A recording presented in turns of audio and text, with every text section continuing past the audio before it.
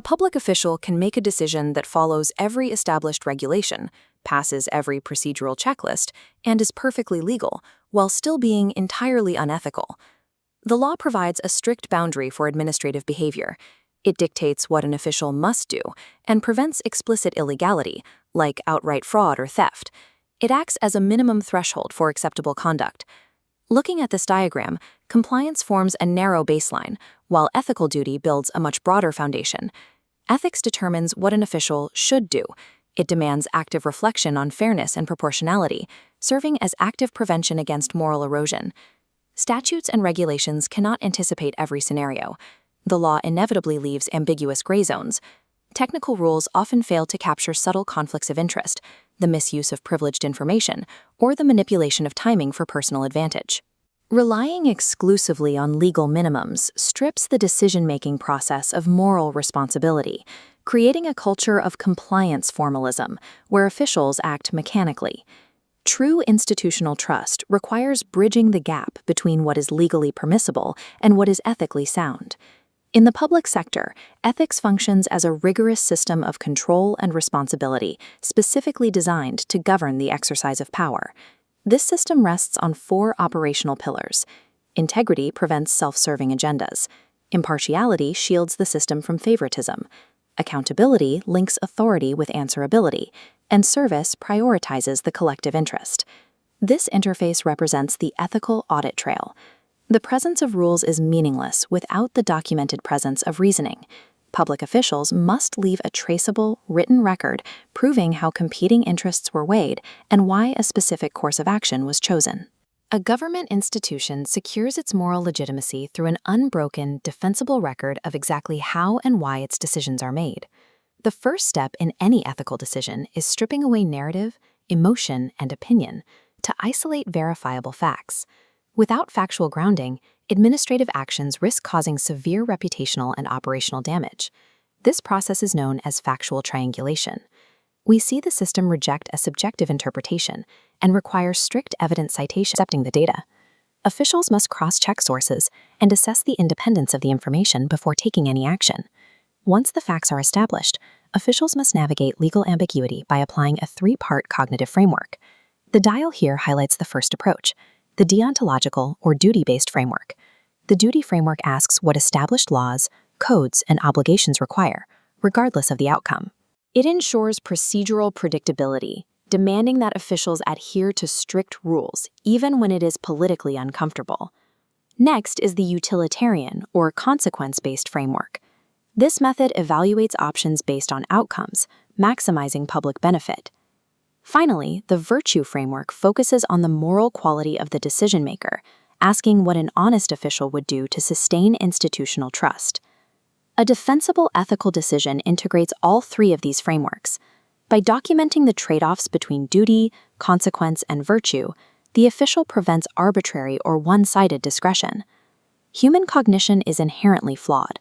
Even well-intentioned officials are susceptible to unconscious distortions that skew their reasoning and compromise their impartiality. Human resources environments face specific hazards, as shown by this tilting scale.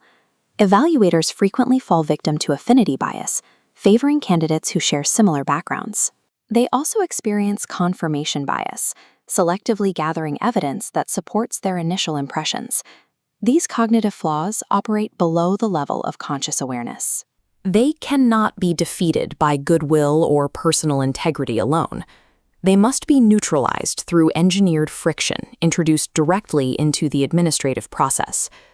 We create this friction by implementing strict structural safeguards, by requiring anonymous evaluations, deploying red team reviews to critique reasoning, and mandating multi-member diverse panels. The process forces decision-makers to justify their choices objectively. To maintain integrity, officials must establish defensible, objective criteria before any evaluation begins.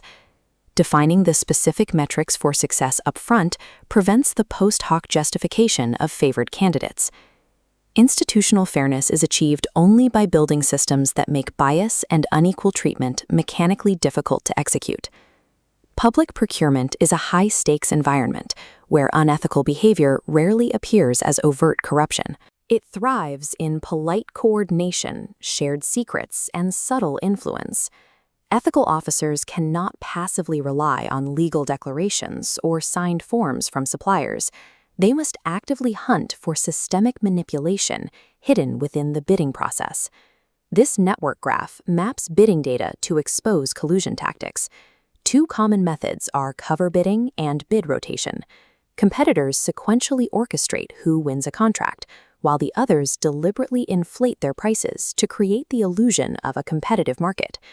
Officers must track specific warning signs in the data: identical pricing structures despite differing costs, sudden bidder withdrawals, or a winning supplier suddenly subcontracting the work to the losing bidders immediately following an award.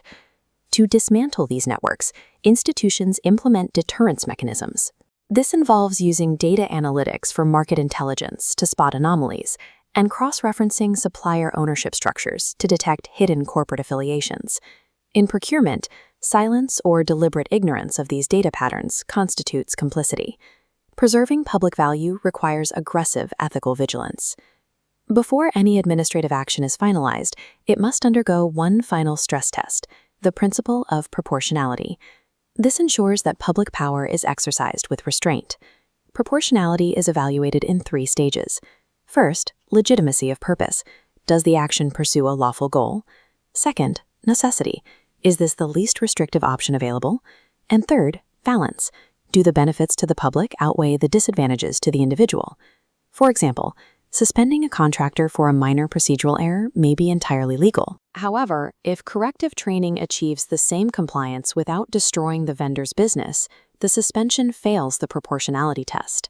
Bringing this all together, facts are verified, bias checks are completed, frameworks are analyzed, and proportionality is justified. This completes the documented rationale. This completed ethical audit trail serves as a shield. It protects the individual official from personal liability, and it protects the institution from accusations of arbitrariness or hidden agendas. Despite robust frameworks and thorough documentation, uncertainty will occasionally persist.